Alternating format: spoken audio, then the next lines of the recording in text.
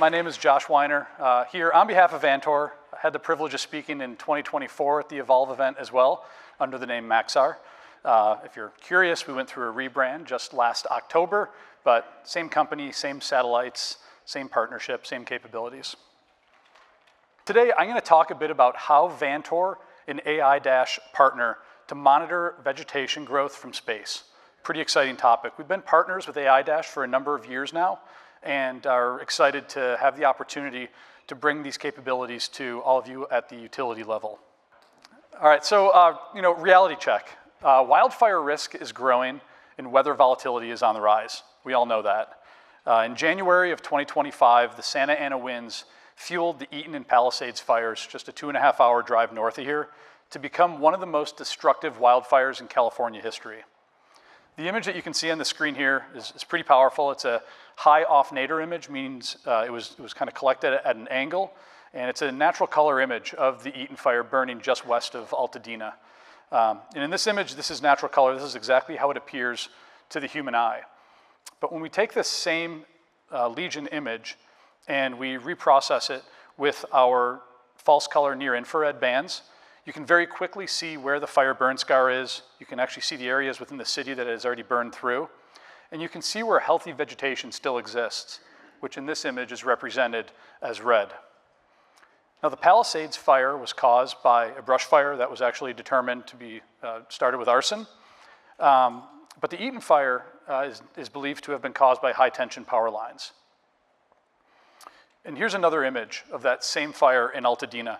And this one's kind of special. This is from a different angle, from a different satellite. This is from our WorldView 3 satellite. And this is leveraging the shortwave infrared bands of this sensor, which have a pretty unique feature. And it's something that it doesn't immediately occur to you when you look at this image. But the orange in the dark blue there in the middle of the orange is an active fire burning. This is the Eaton fire burning in Altadena, in an image that we collected, obviously in support of first responders and hotshot fire jumpers. But what's really interesting in this that you don't really think about initially is that you don't see any smoke. And obviously there's a ton of smoke in this image, but with the shortwave infrared bands, you see right through that smoke and you can see exactly where the fire is burning. And in this case, you can see many of the 15,000 structures that burned during this fire actively on fire as this image was taken. So it's a really striking image. But how do we move from reaction to an image like this to prevention and to predicting risk? In Todd's keynote yesterday, he said that precision beats blanket work, and that's exactly what we want to talk about today. So how do we prevent the next Eaton fire? Vegetation management is that highest leverage opportunity that we have to preventing risks. It helps keep the grid running, it improves operational efficiency, and it prevents weather-related impacts. In routine trimming, is not the best or most efficient use of our time and resources. We want to target the areas for impact. And that's exactly what you can see on the screen here. That's what we do in partnership with AiDASH. The combination of our very high resolution satellite imagery with AiDASH's utility-specific analytics and algorithms, we're able to detect this source of risk before it becomes reality. Wildfire prevention becomes more defensible when vegetation work is driven by risk and not just routine. But how do you know where that risk is?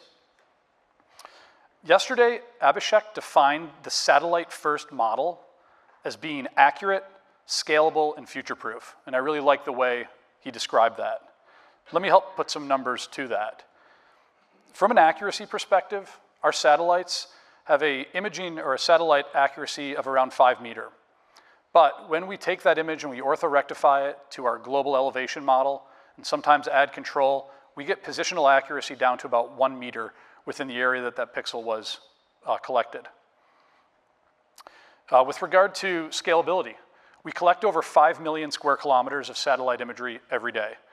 To put that into perspective, that's about the size of India, but the way we collect these images is we optimize tasking based on areas of demand, where weather supports collections, and where we identify change.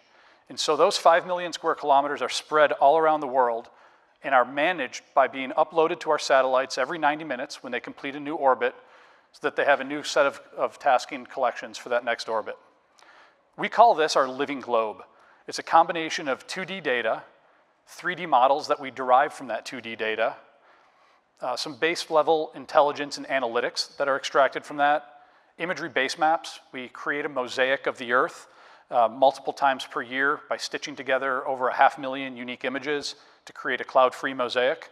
It's actually similar to the mosaic that you'll find in the base map in AiDASH. And we combine all these different imagery layers, including newly collected tasked imagery, into a single conflated, co-registered model, and we call that the living globe. It's the source of trusted spatial intelligence for many government organizations and commercial companies around the world. And so what does that mean to utilities like your own? We really help support utilities in 3 unique ways, or in 3 different ways.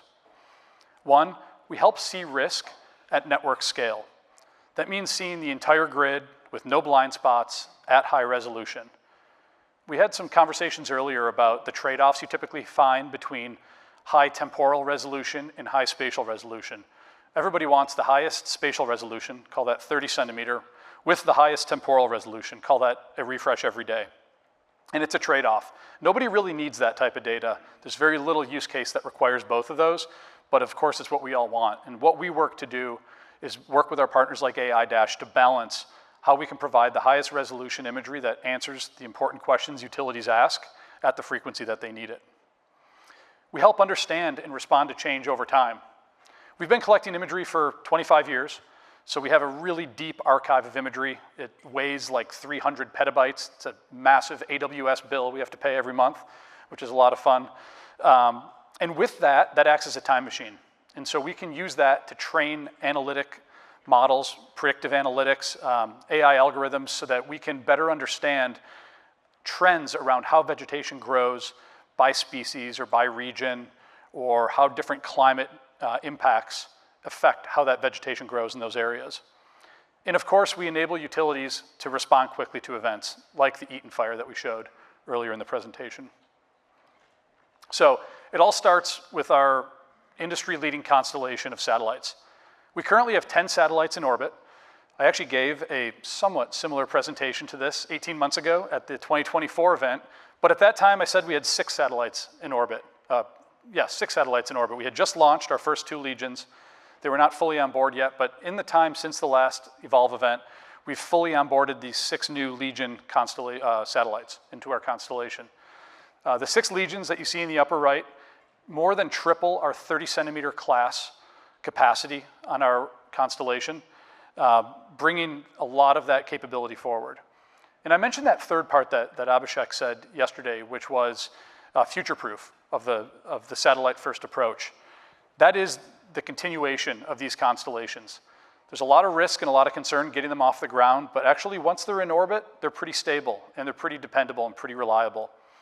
And we're not stopping with those Legion satellites. Just 2 weeks ago, we announced the next additions to our constellation, which we're really excited about. These are called Vantage and Pulse. The Vantage satellites that you can see in the lower left are going to launch 2029 timeframe. It's always kind of one of these with satellite launches. But this is going to be our first, and really the industry first, 20 centimeter class Earth imaging satellites. So the highest resolution that we've ever put into orbit. And we're also launching sooner, as soon as late next year, a Pulse constellation. And this is going to be a monitoring constellation optimized for high revisit at 40 centimeter resolution. And this is going to provide revisit over some areas as frequently as every 15 minutes. Not everywhere every 15 minutes, over some areas every 15 minutes. But a really unique complement to our existing constellation. So let's see what all that looks like when it's in orbit. The gray that you see right now is our existing 10 satellite constellation. This is our 4 Worldview satellites plus the 6 Legion. The teal that you can see overlaid on top is this new Pulse constellation that's going to provide that high revisit. And you can see the unique orbit that Pulse operates in that provides that continuous revisit and improves that temporal resolution. And then the purple orbit that you can see here is that Vantage constellation. That is a typical what's called sun-synchronous orbit, where it orbits over the North and South Pole every 90 minutes, similar to how all of our Worldview and some of our Legion satellites orbit as well. But really excited about the future where we have all of this capacity in orbit. And this is kind of what Abhishek was talking about with regards to that future-proof that scalability and the continuous improvement that really he's pushing us to bring to market. So let's take a look at what that looks like in action. This is Boulder, Colorado. This is my hometown. That's the University of Colorado's campus in the upper right. This is Excel's territory here. And you can see there's a big transmission line on the left side of the screen. If you can't see it, make it a little bit easier with this teal line here. And given the location of this area, we're actually under a red flag warning right now, which I hope doesn't impact my flight home right after this presentation. It sometimes does flying into Denver. But we're under a red flag warning, and we're coming off of the driest and warmest winter in recorded history in Colorado. If any of you tried to go skiing this winter in Colorado, anybody? Pretty miserable, pretty brutal? Yeah, it was the worst winter we've ever had. Really, really bad. And while it sucks for ski resorts, it's a much bigger concern for utilities and for residents of the area. So we're pretty concerned about water restrictions and the wildfire risks that brings. In addition, there's a lot of beetle kill in this area. So when you look at this transmission line here, obviously our biggest concern is vegetation health and encroachment on those transmission lines, because winds are prevailing out of the west here. If something happens along that corridor and the winds blow to the east, it could spell, a lot of trouble. So what do we do about that? So our satellites, as I mentioned earlier, can see beyond the visible spectrum. And this is kind of a rough example of a NDVI algorithm ran overlaying against that transmission corridor. And what you can see is the dark green is areas of dense vegetation. And you can see some areas here where that actually overlaps the transmission line. And so if we take a close look at that one in the lower right, we'll get a sense for exactly what we're looking at high resolution. So this is that area, and here you can see a couple of transmission towers. You can actually see the transmission line itself, and you can see where it's potentially being impacted by vegetation, whether the vegetation is under it and growing up or potentially encroaching on it. At Vantor, we collect, calibrate, process, and run base analytics against the highest resolution satellite imagery that exists. But we are not utility experts. This is where we partner with folks and experts like AiDASH. We have this great data, but AiDASH has these incredibly smart models. And some of the stuff that actually we just saw in the demo booth around species identification and around vegetative health are capabilities that we've really never seen before. And with AI models improving at the rate that they are, who knows what we're going to be talking about at the next Evolve event. It's a really exciting opportunity to improve how we mitigate this type of risk. Now let's bring this back to where we started with the Eaton fire. Here you can see the fire at Altadena post-disaster. So a lot of those light colors that you see are cleared areas where homes have been cleared. If we take a close look at one of these areas and turn the clock back to actually the day before the fire began, or the day before the fire impacted Altadena, you can see these homes and cars parked and people living their everyday lives. And if we fast forward about 2 months, you can see the area that's been devastated by the wildfire. And what's really interesting to me is you can see that the local utility is actually one of the first boots on the ground after the first responders. And in this case, they're here beginning to underground their existing distribution lines, which is really just another flavor of prevention, which is really cool to see. In some of these cases, these homes haven't even been cleared, certainly are not being rebuilt yet, but the utility is there undergrounding these lines. And if you fast forward just a few more weeks, you can see that undergrounding work has been completed. You can actually see where the road has been repaved, and now the neighborhood is ready to be rebuilt. So this is not just a California problem. I mentioned I'm from Colorado. I've experienced these risks firsthand, from wildfire risk to PSPS events that carry their own risk. And these events impact all of us. So what we encourage and what we ask of all of you as the utility is to bring your problems, bring your challenges, bring the things that even seem impossible to do today to your counterparts at AiDASH, directly to us, whoever it may be, and challenge us and help us push that prevention first approach to managing risk. Thank you.